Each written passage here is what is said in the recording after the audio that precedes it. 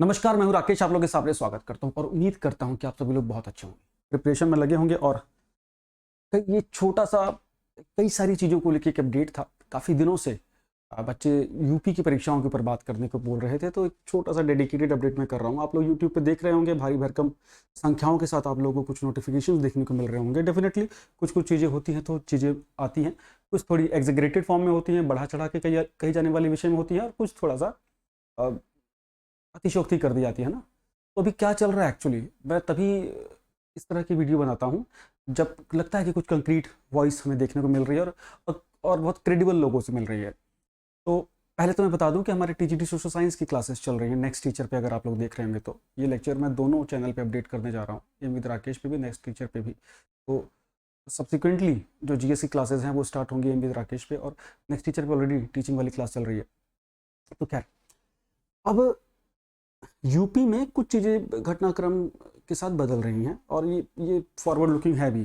कुछ घटनाक्रम आप पॉलिटिकल लगा लीजिए, और कुछ ये लगा लीजिए कि एक एक बहुत टाइम बीत भी चुका है, टाइम बीइंग से कोई वैकेंसीज आई नहीं है मास लेवल पे। देखिए, मासेस को इफेक्ट करने के लिए वो वैकेंसीज होती हैं जो बड़े लेवल पे फिलअप हों। तो खासतौर से पुलिस विभाग के जो कांस्टेबल के पद होते हैं, इसके साथ साथ प्राथमिक शिक्षा, अगर एजुकेशन डिपार्टमेंट में देखा जाए तो ये दो बड़े ऐसी चीज़ें हैं जहाँ जो बड़े बल्क में भर्तियाँ होती हैं।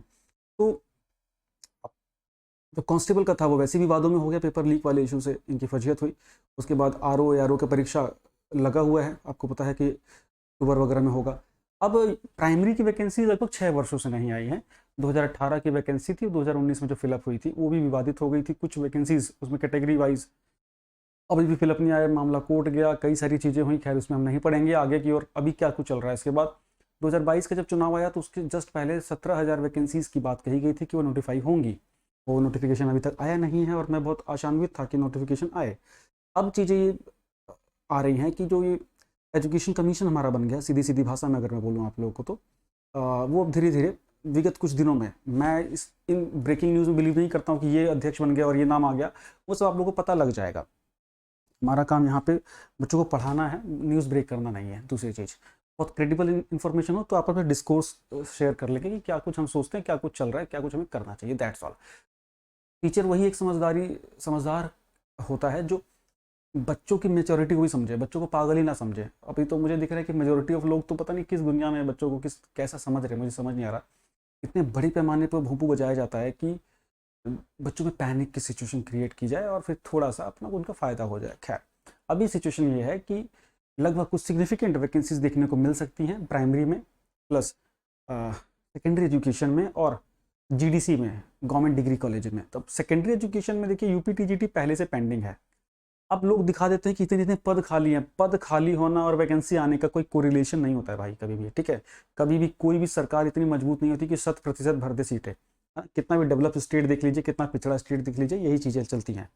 तो इतने पद खाली हैं तो इतनी वैकेंसी आ जाएंगी, इस सब चीज़ों में भरोसा मत करिए। लेकिन मैं अभी आशान्वित हूँ, तो मुझे लगता है कि 35,000 के आसपास वैकेंसी जरूर आनी चाहिए आपके प्राइमरी सेक्शन में। 35 से 40,000, बहुत किस्मत अच्छी रही तो 45,000, है ना। 17,000 तो उन्होंने पहले ही की थी। अब रिक्विजिशन इसकी कब जाएगी उसके बाद में तो आपको अपडेट करूंगा। दूसरी चीज़, असिस्टेंट प्रोफेसर के पद जो government degree college Uttar Pradesh में होते हैं, उसमें आने की उम्मीद है। करीब करीब 530 के आसपास जो पद हैं उसकी रिक्विजिशन शायद रेडी भी हो गई है। ये इंपॉर्टेंट है, जिसमें कि इंटरव्यू और स्क्रीनिंग एग्जाम वगैरह होते हैं, उसके लिए रेडी रहिएगा। उसमें जीएस का पोर्शन बहुत सिग्निफिकेंट है, वो हम कराएंगे। ठीक, प्राइमरी एजुकेशन के ऊपर, मतलब प्राइमरी टीचर के ऊपर वैकेंसी आने की संभावनाएं प्रबल लग रही हैं। अभी तक कुछ पता नहीं है ऐसा, लेकिन प्रबल लग रही है। तो डेफिनेटली उससे पहले आपका यूपी टेट भी आएगा, है ना, बिकॉज यूपी टेट उसकी एक अनिवार्य परीक्षा है। तो निश्चित रूप से जो विगत 4-5 वर्षों में बच्चे पास आउट हुए हैं बीटीसी से, उनको निश्चित रूप से यूपी टेट तो देना होगा, क्योंकि वो भी एक प्रकार की एलिजिबिलिटी है। उसके अलावा वैसे सी टेट भी होता है, लेकिन स्टिल यूपी टेट आएगा, है ना। तो चिंता नहीं करनी है, सिग्निफिकेंट टाइम मिलेगा। अब मुद्दा क्या है, इन सब बातों का क्या रहा है, ये सब बातें आपको खुश करने के लिए नहीं, ये सब बातें आपके कंधों पे जिम्मेदारी देने के लिए कि पढ़ाई शुरू कर दीजिए अगर पढ़ नहीं रहे हैं।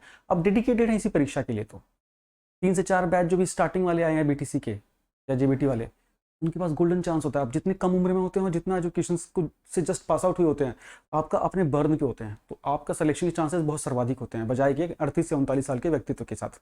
तो लग जाइए, है ना। और जो लोग 40 के आसपास घूम रहे हैं, उनके लिए क्या पता है गोल्डन अपॉर्चुनिटी हो जाए। मुझे अभी भी लगता है कि एटलीस्ट वैकेंसी आने में 2 से 3 महीना अभी भी शायद क्या पता लग जाए, उससे पहले यूपी टेट आएगा। लेकिन इस वर्ष का जो उत्तरार्ध है, इस वर्ष का जो आखिरी जो लास्ट का क्वार्टर है वो बहुत सिग्निफिकेंट रहने वाला है। 2 में से एक परीक्षा जरूर होगी और मुझे लग रहा है कि शायद वो यूपी टेट वो करा ले जाएँ।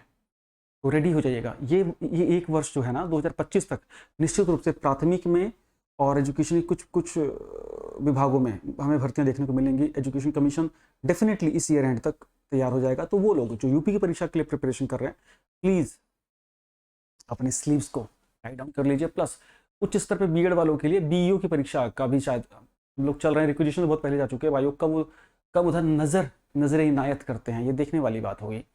तो बीओ के लिए तो एमवी राकेश पे आपको क्लास मिलेंगी।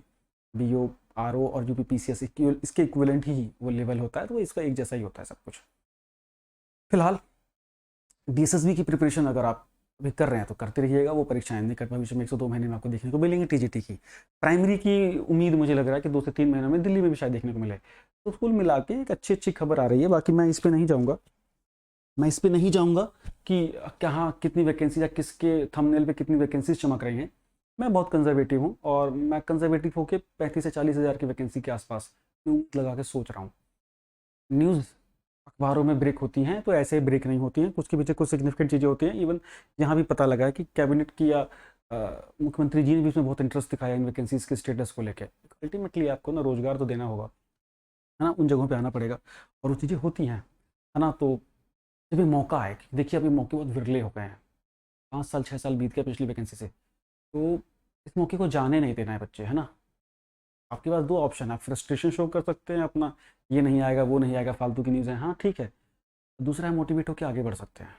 ये वैकेंसी छूट गई तो आपको बूढ़ा होना पड़ेगा अगली भर्ती के लिए, ये मैं निश्चित रूप से बोल रहा हूँ। और जो आखिरी पड़ाव पे हैं परीक्षा के, उनको बाहर होना पड़ेगा।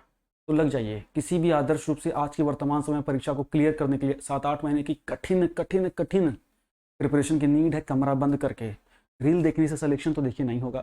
कुछ देर सेल्फ मोटिवेटेड रहेंगे, फिर वही दुनियादारी, वही बदरंग सी दुनिया आपके सामने रहेगी, है ना। तो ऑप्शन आपको चुनना है। आप लगातार टाइम टेबल को फॉलो कर लीजिए 1 महीने तक। उस 1 महीने में आपको इतना आत्मविश्वास आ जाएगा ना कि आपको सोशल मीडिया से इतना आत्मविश्वास नहीं मिला होगा, यकीन मानिएगा। तो मेहनत कीजिए टाइम टेबल को फॉलो करने पे। एक आदर्श टाइम टेबल बनाइए जो आप डेली फॉलो कर सकें, एक नॉर्मल सा टाइम टेबल। और अच्छे लोगों के साथ पढ़िए, टू द पॉइंट चीज़ें देखिए, मज़ा आ जाएगा। प्रिपरेशन का एक दौर भी अपने आप में अनूठा ही होता है, ठीक है। अगले लेक्चर्स मेरे आपको डीएसएसबी के ऊपर मिल जाएंगे नेक्स्ट टीचर पे। पहली बार है तो जरूर सब्सक्राइब कर लीजिएगा। और इसके ज़्यादा और कुछ कहानी नहीं है। बहुत ज़्यादा मोटिवेटेड मैं आपको नहीं रख पाऊँगा, बिकॉज मैं बहुत बोरिंग किस्म का व्यक्ति हूँ। लेकिन हाँ, आपकी परिस्थितियाँ आपको लंबे समय तक मोटिवेटेड रखेंगे, ठीक है, क्योंकि वो बोरिंग नहीं है, वो बहुत रोमांचक है। मिलते हैं नेक्स्ट क्लास में। Thank you, bye bye.